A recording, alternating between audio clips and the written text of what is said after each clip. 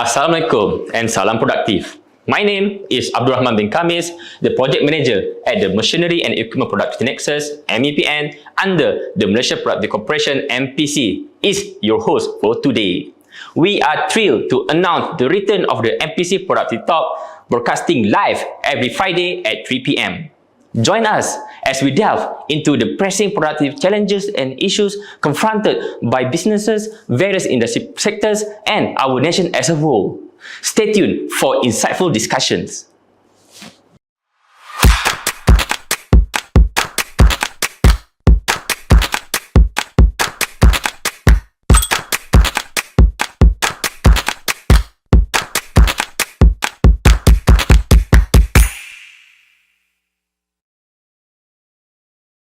Dear viewers, welcome back to the MPC Productivity Talk series. In today's episode, we are thrilled to host two distinguished experts from the machinery and equipment industry. They will delve into the unlocking productivity insight from the M&E supply chain survey. Before we commence, allow me to introduce our esteemed guests. I'm pleased to introduce Yang Berbahagia Datin Lorela Chia, Vice President 1 of the Machinery and Engineering Industry Federation, MEIF, and the President of the Malaysia Association and Sustainable Supply Chain and Innovation, MASSCI. We have with us today Mr. Ricky Su, our renowned subject matter expert for the Machinery and Equipment Productivity Nexus, MEPN, and the co-founder of UPECA. Our moderator today is Yang Berusaha Dr. Azhani Ismail, the Program Manager for MEPN in the MPC. Without further ado, I would like to invite Dr. Azhani Ismail to commence the discussion. Over to you, Doctor. Assalamualaikum and salam produktif. Thank you, Mr. Rahman. It is a great pleasure to have our special guest with us today, Yang Bahagia Datin Lorela Chia and Mr. Ricky Su. Before we start the session, let me briefly introduce Machinery and Equipment Productivity Nexus. MEPN, established under the Malaysia Productivity Blueprint, MPB, and overseen by the Malaysia Productivity Corporation, work closely with the Machinery and Engineering Industry Federation, which is MEIF in short, to execute some of the MEPN's productivity improvement initiatives. MEPN has been driving initiatives since 2017, aiming to boost productivity and competitiveness in the M&E subsector. These efforts align with the government's goal in MPB, Industry Forward, 12 Malaysia Plan and the New Industrial Master Plan, NIMP. Today's topic focuses on insights from a pivotal study on the M&E supply chain, one of the MEPN initiative under Work Group 3, which is led by Datin, Lorela and Mr. Ricky. So with that, my first question is to Datin. As a leader of Group 3 under MEPN, could you share your motivation for initiating the M&E industry survey? Please, Datin. Thank you. So the MEPN Work Group 3 actually focuses on SME empowerment. Part of what we do is to run outreach programs, engage with SMEs, and help with designing capability building programs that equip SMEs in the M&E sector with advanced skills, competencies, which are essential for navigating the increasing complexity of the industry. The objective, of course, is to empower Malaysian SMEs not only to perform effectively and resolve challenges, but also to move up the global value chain. The strategic enhancement of capabilities positions Malaysian SMEs to compete better on an international stage, contributing significantly to their growth, global market penetration and integration, and the nation's economy. So the M&E supply chain survey was initiated for this purpose. Our primary goal at the time is to develop an in-depth and incisive understanding of supply chain management of the SMEs within the M&E sector. The pandemic saw a lot of pivoting, not just in the way SMEs do business, but also the fundamental landscape of the sector. The demand for technology adoption, digitalization, ESG implementation has suddenly become so critical. Things weren't just disrupted, everything had changed. Suddenly, what got us to where we are today isn't enough to get us to where we want to be in the future. And we realized that we cannot move forward based on pre-pandemic assumptions of what the sector and the SMEs are about. We need to understand the scenario now, based on the needs and gaps and challenges now. Hence the survey. In line with NIMP's principles of technology integration and sustainable growth, we are not just envisioning, but actively crafting a more dynamic, resilient, and globally competitive Malaysian M&E sector. This study gave us a better perspective of the M&E supply chain as it stands today, and with that, we begin our very first steps towards bolstering the sector's overall productivity and adaptability. In the study, we looked at capacity, which is talent, technology adoption, and innovation. We also looked at resilience and future readiness. You are right, Datin. It is important now to set a crucial baseline for boosting productivity and competitiveness in the M&E subsector. The programs and activities we design now needs to be data-driven. When we talk about productivity, it always comes to technology adoptions. The new Industrial Master Plan, named 2030, underscores the significance of digital transformation in the manufacturing sector, emphasizing the adoptions of advanced technologies and digital solutions to enhance productivity. So, Mr. Ricky, as an entrepreneur with an extensive experience in the field of machining in E&E, semiconductor, ONG and aerospace sectors, could you share insights into the mindset of SMEs regarding the adoption of technology and modern M&E? What challenges do they face? Doctor, thank you. Some SME have visionary owners or leader and are adaptive and receptive to changes, already moved on. Some are even public listed, as we all know. But most SME are still struggling due to various reasons, and some are resistant to change. Anything that is new, anything that is not business as usual, is perceived as a risk due to their limited resources. Most SMEs are owner-runs, and they have small but strong and agile management teams, with everyone wearing a few hats, be it senior or middle management. That's the most glaring point or limitation. Without talents, they can't put heads together to carve out strategic plan to move forward. The team needs to be ideally bigger, and there needs to be empowerment to the team, not a one-man show. Therefore, one of the biggest challenge is mindset or paradigm shift within the SME. While financial constraint is SME main barrier to changes, talent is another barrier. Both challenges limit their capacity to progress. Hopefully, with the current engagement with MPC, MEPN, and other agencies, we'll be able to bridge the gap of some of the SME moving forwards. As far as supply chain management is concerned, or planning, used to be at the back end of the businesses.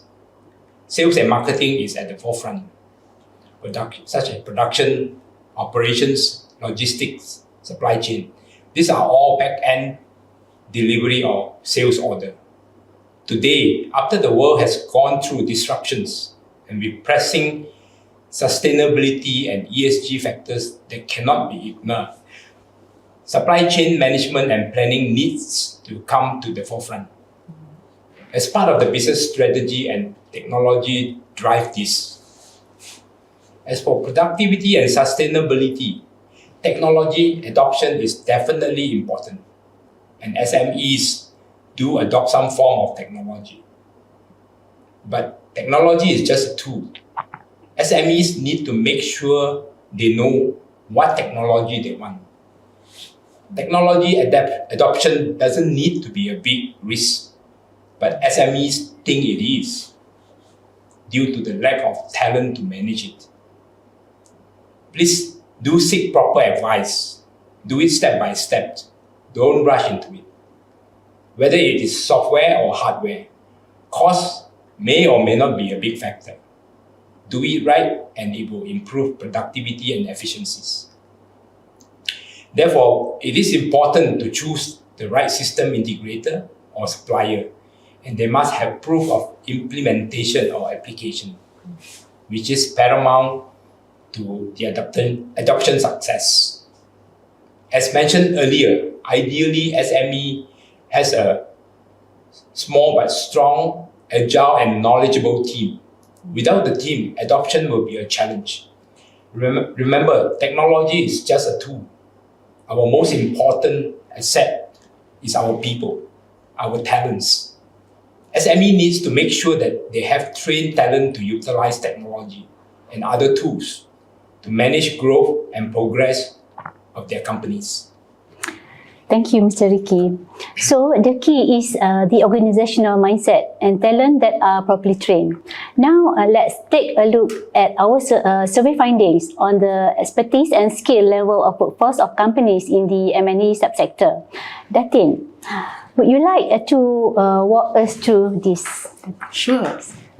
So from here, we can see based on feedback, half of the workforce are considered moderately skilled with some specialization. Just above 40% are either highly skilled with diverse specializations or expert level specialists with advanced knowledge. That's very encouraging. Can we take a look at the feedback on training? So from the data collected, we can see that 63.8% of SMEs in the survey contribute to HRD Corp. This indicates a potential inclination towards workforce development and skill enhancement within the sector. More than 82% currently upskill or train their employees. And amongst the 17% that don't, more than 90% have plans to send their employees for training in the foreseeable future. Overall, this means that it's really heartening to see a majority of businesses in the M&E sector recognizing the importance of training and upskilling. So with strategic interventions, I believe MEPN can play a pivotal role to ensure these SMEs are well equipped to move up the global value chain. But like Ricky rightfully pointed out just now, SMEs are always mindful about financial constraints and risk. Very interesting and informative findings, Datin. Now, let's shift our focus to resilience. How are SMEs handling challenges or changes in order to survive and grow? So, Datin, what do the survey findings tell us about this? Well, to talk about resilience, we need to take a look at the challenges first. So based on the survey, here are the main challenges that SMEs are facing now. From this, the immediate insight drawn is the precariousness of business climate. Economic unpredictability and financial constraints are among the top primary concerns. Such uncertainty is keeping businesses from investing in long-term projects or making strategic decisions.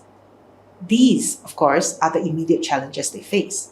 When we ask more specifically what the more significant challenges are when it comes to improving business performance and productivity, the answers are more telling.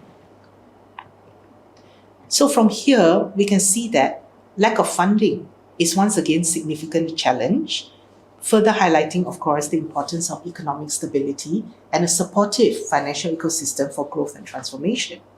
But bureaucratic bottlenecks, infrastructural issues, cumbersome regulations, these are hampering the operations and growth of more than half of the businesses.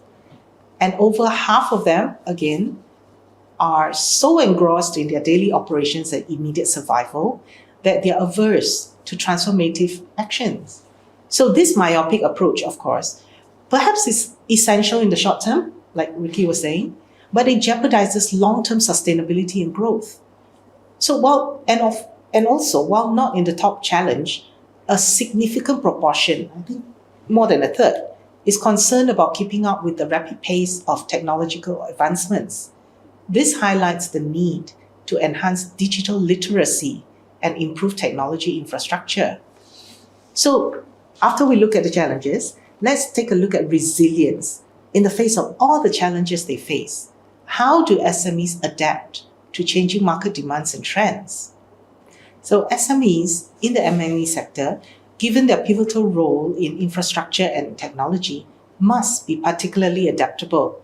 And the data collected shows a diversified approach to market adaptation, agility and flexibility to be ready to adapt and pivot, strategic partnerships to pool strength and resources. What's interesting is that SMEs do understand that technology adoption are continuous innovation, and that is key. For sustainable growth, SMEs need to look at these strategies as interlinked rather than standalone. The finding here seems to indicate that SMEs are taking a holistic approach, which says a lot of their resilience in the sector. Thank you, Datin. That was certainly very insightful and positive. Financial constraints and funding has always been a challenge, and the new Industrial Master Plan addresses streamlining regulatory processes, infrastructure development, enhancing of digital infrastructure, and policy reform for SME support. In addition, we can see Mr. Ricky's point about the need for mindset change.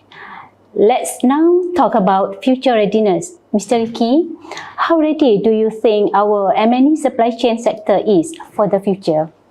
Well, business is ever evolving.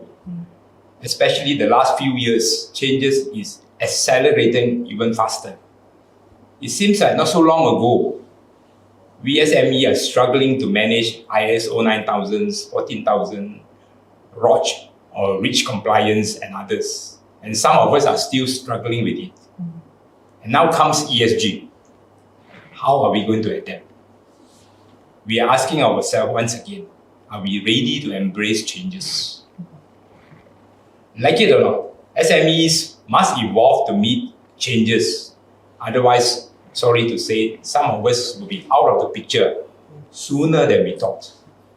To evolve is not just for survival, but for sustainability and progress. The company needs to be able to sustain, to continue on long after you yourself no longer personally run everything yourself. Opportunities are aplenty now with all the massive FDI inflow we are seeing. MNCs are looking for capable SME to undertake projects, while some bigger SME are able to undertake some of the projects. What about the smaller one? Are they able to band together? Do they need network and engagement with government agencies themselves or group together for greater strength and stronger voice through trade associations and industrial federations? Can they band together formally or informally to undertake bigger projects? Also, how many of us SMEs actually export besides serving local customers? Do we understand what it means to be indirect exporter, even though we are not directly exporting? And are we ready to step out to the international scene to do exports for our own self? These are food for thoughts for SME moving forwards. Thank you. Thank you, Mr. Ricky. And with that, ladies and gentlemen, we have come to the end of our session today. As we conclude the program, on behalf of the MPC, I extend our heartfelt gratitude to Datin, Lorela and Mr. Ricky for joining us today, sharing insights and imparting knowledge during this session. Thank you, stay safe, stay positive and stay productive. Assalamualaikum and salam productive.